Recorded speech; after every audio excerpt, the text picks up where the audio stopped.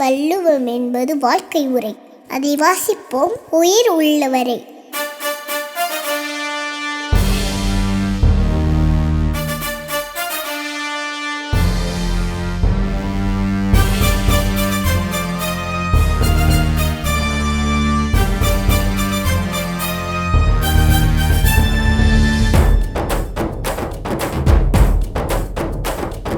வள்ளுவம் என்பது வாழ்க்கை முறை. அதை வாசிப்போம் உயிர் உள்ளவரை.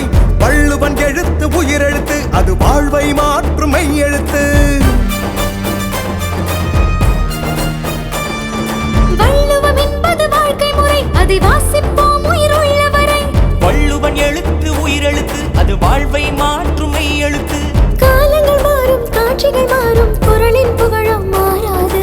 மதங்களை கடந்து இனங்களை கடந்து மானுடம் போற்றும் இலக்கியம் இதுவே. ஏழு மலை தாண்டி ஏழு கடல் தாண்டி வாழும் மானிடக்கும் வழிகாட்டும். குரல் உலகம் முழுமைக்கும் ஒளியூட்டும். செவ்வாய் கோளுக்கு சென்றாலும் திருக்குறள் அங்கே செயலாற்றும்.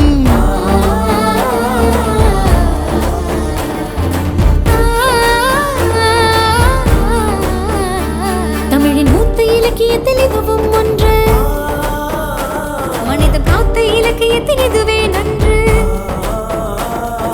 குடியாட்சி கால தேவைகளை முடியாட்சி பொழுதில் முழங்கிய குரலே.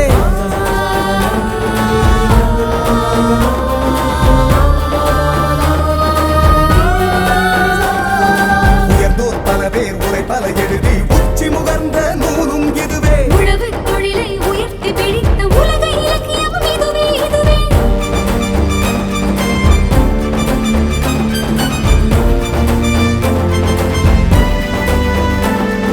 வேளாண்மை முதல் மேலாண்மை வரை இதில் சொல்லாத கருத்தேதும் இல்லை இல்லை. உலகில் இது செல்லாத இடம் ஏதும் இல்லை இல்லை. இதை கல்லாமல் மானிடம் முழுமை இல்லை. முழுமை இல்லை, முழுமை இல்லை.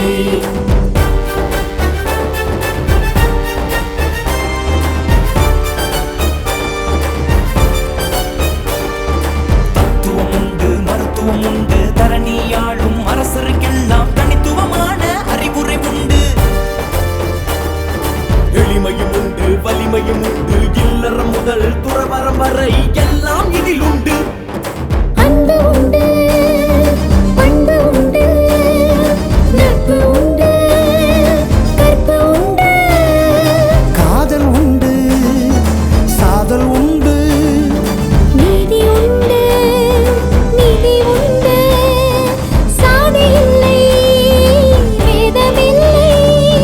கல்வி உண்டு, கேள்வி உண்டு, நல்லுளவியல் சிந்தனை உண்டு உண்டு.